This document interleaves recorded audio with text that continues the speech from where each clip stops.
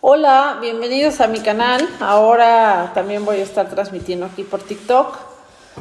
Vamos a continuar. En TikTok no están todos los videos, pero en YouTube sí. Abajo les dejo la liga o en mi perfil lo voy a poner también, en lo que voy aprendiendo.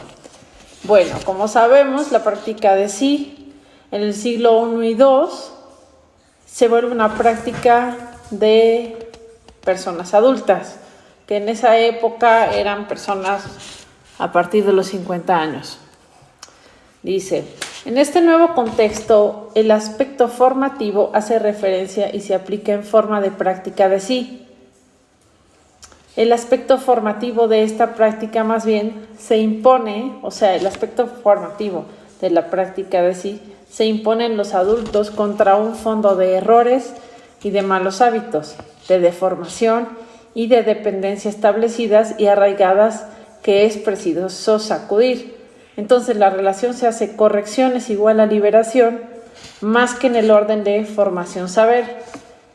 Es ese eje, entonces, en el que va a desarrollarse la práctica de sí. Eje capital que ahora ejemplificaremos. Entonces, vamos a ejemplificar en la carta 50 de Séneca a Lucilio, en la que dice, vamos al libro de la hermenéutica del sujeto. Pues bien, no hay que creer que el mal se nos impuso procedente del exterior. No está fuera de nosotros, está dentro de nosotros mismos. O bien un poco más adelante, el mal está en nuestras vísceras. Y hay una acotación aquí, dice, ¿por qué nos engañamos? Nuestro mal no viene de afuera, está dentro de nosotros, tiene su sede en el fondo mismo de nuestras entrañas. Y por la razón por la cual llegamos trabajosamente a la salud es que no nos sabemos afectados. En esta práctica de nosotros mismos hay que trabajar para expulsar, expurgar, dominar, deshacerse y liberarse de ese mal que es interior. Y agrega, desde luego es mucho más fácil corregirse si ese mal se toma en una época en que uno todavía es joven y tierno, cuando el mal aún no está arraigado, pero de todas maneras, como ven, aún concebida como una práctica de juventud, la práctica de sí tiene que corregir y formar, no solo formar. También tiene sobre todo que corregir un mal que ya está presente. Ya debemos curarnos incluso cuando somos jóvenes. Y un médico, por supuesto, tiene muchas más posibilidades de éxito si se lo llama al comienzo de la enfermedad y no al final. De todos modos, aunque uno no se corrija en la juventud, siempre puede hacerlo.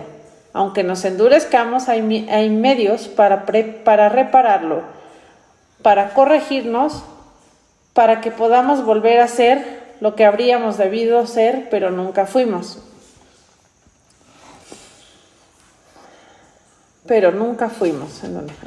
Volver a ser lo que nunca fuimos. Allí está, me parece, uno de los elementos, uno de los temas más fundamentales de esta práctica de sí. Y Séneca evoca lo que pasa en el caso de los elementos físicos, los cuerpos físicos. Dice, se consigue sin duda reparar vigas gruesas si están curvadas. Con mayor razón también podrá repararse el espíritu humano, que es flexible. Acá viene otra referencia y dice, por combadas que estén, podrán volver a ponerse derechas unas ramas de madera dura. El calor endereza las vigas que se curvan y nosotros modificamos su estructura natural para moldearlas, según nuestras necesidades. Cuanto más fácilmente acepta el alma su forma, el alma flexible esencia, más dúctil que los fluidos. ¿Es ella en efecto otra cosa que un soplo de aire constituido de cierta manera? Ahora bien, puedes comprobar que el aire es el elemento elástico por excelencia, y lo es tanto más sutil es.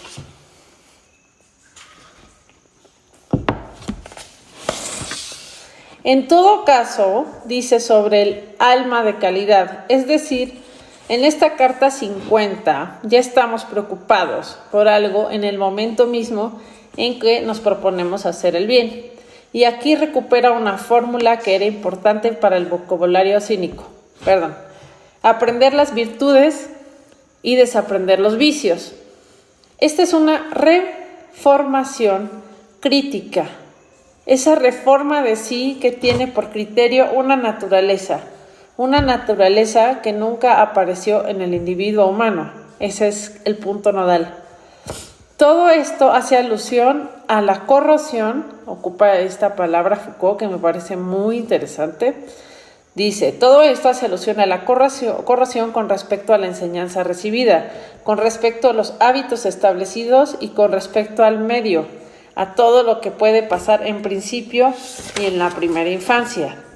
Y esa es la famosa crítica de la primera educación y de esos famosos cuentos de nodriza mediante los cuales se deforma el espíritu del niño.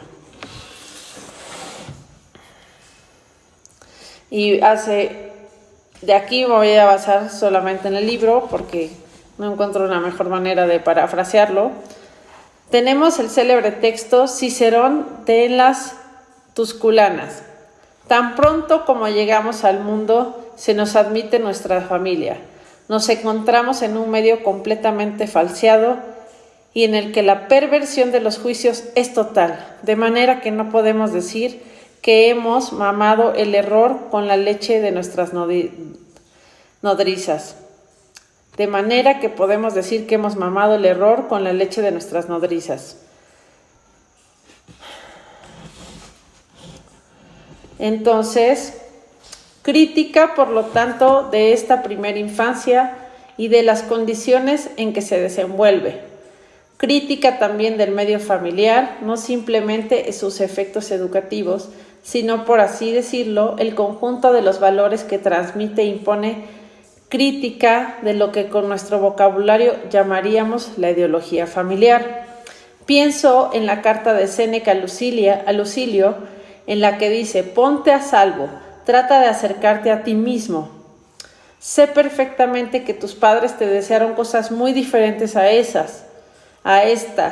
Por eso hago por ti votos muy contrarios a los que pudo hacer tu familia. Te deseo un desprecio generoso de todas las cosas cuya abundancia te desearon tus padres. Por consiguiente, la inquietud de sí debe invertir por completo el sistema de valores vehiculizados e impuestos por la familia. En tercer lugar va la crítica de la formación pedagógica y hace referencia a Epicteto. Por ejemplo, el mismo retrato físico del pequeño alumno de retórica es interesante porque nos muestra con claridad, sitúa con claridad dónde estaba el gran punto de conflicto entre la práctica de la filosofía y la enseñanza de la retórica.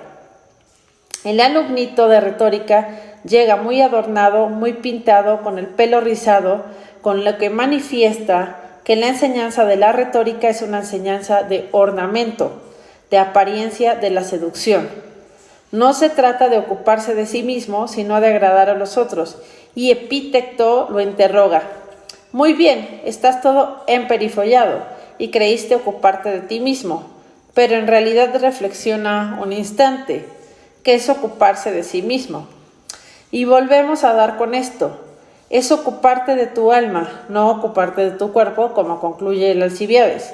De modo que si lo prefieren, la primera consecuencia del desplazamiento cronológico de la inquietud de sí, del fin de la adolescencia a la adultez, era esta función crítica de la práctica de sí. Muchas gracias. Nos vemos en el próximo episodio. Hasta luego.